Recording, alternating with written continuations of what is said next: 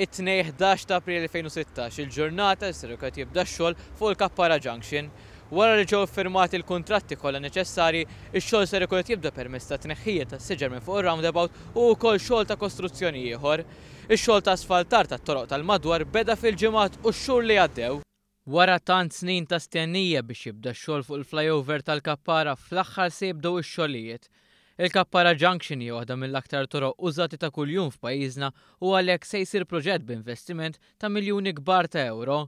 Xogħol li jista' jġib xi inkonvenjenzi għas-sewwieqa għalkemm ġieħtaras mhux mistenni jibda qabel xahar ieħor fejn hemm jibdew jintużaw it-toroq alternattivi li xorta waħda huma ppjanati biex iħallu l-inqas impatt.